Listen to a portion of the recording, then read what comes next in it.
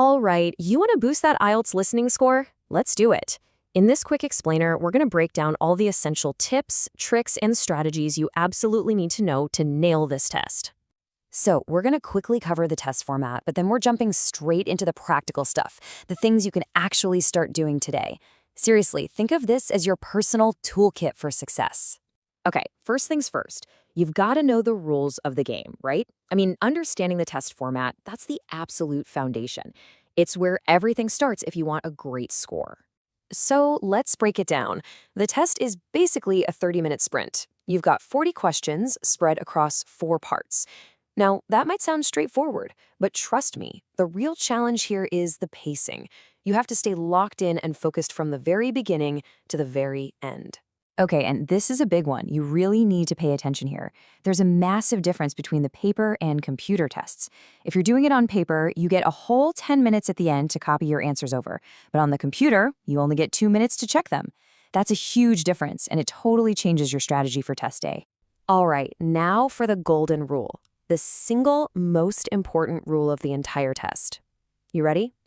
You get to listen to the audio exactly 1 time. That's it. Just once. No replays, no, can you play that back for me? Nothing. This means your focus has to be like laser sharp from the second it starts.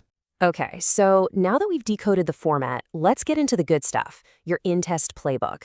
We're going to cover 4 key tactics that will help you literally hunt down the right answers when you're in the middle of the test.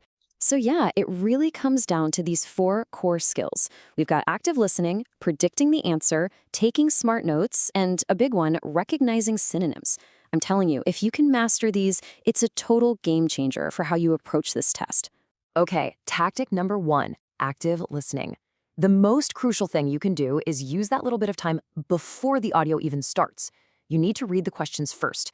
Get a pen, or if it's on the computer, use the highlighter tool, find those key words. You're not just reading, you're basically giving your brain a mission.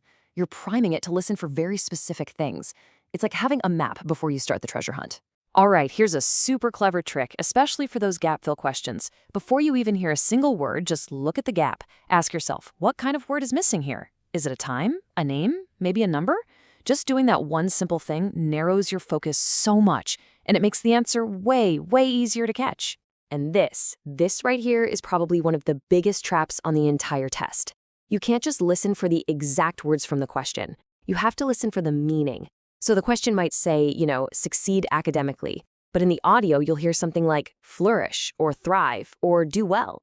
If you can't connect those synonyms, you'll miss the answer. This skill is absolutely the key to unlocking a higher score. All right, let's shift gears a little bit. We've talked about what to do during the test, but let's be real. The real success starts way before test day. So this next part is all about how to actually train your ear, how to build that listening muscle. I absolutely love this idea. Thinking of it like training a muscle, it just makes it feel so much more real, doesn't it? You're not just, studying. You're actively training your ear to get stronger, faster, and more responsive. It's an awesome way to think about it. I mean, think about it. You wouldn't just wake up one morning and decide to run a marathon on your very first day of training, right? No way. So why would you try to listen to 40 minutes of complex English audio on day 1 and expect to catch everything? It's the same principle. You've got to start small, like really small. Just 1 minute. That's it. 1 minute of super focused listening. And then, from that 1 single minute, you start building your stamina. You go to 2 minutes, then 5, then 10. This way, you don't burn out. It makes practicing every day actually feel doable. So what does this training actually look like? Well, here are 4 killer habits to get into. First, immersion is everything. Get podcasts, news, whatever you like, just surround yourself with English. But here's the real game changer. You have to listen to a bunch of different accents. The test will hit you with British, American, Australian, you name it. And hey, don't be afraid to use captions or even slow down the audio at first. It's all about building that confidence. Okay, you ready for the Pro Finisher's Guide? This is where we get into the details, the little things that can take your score from just good to great.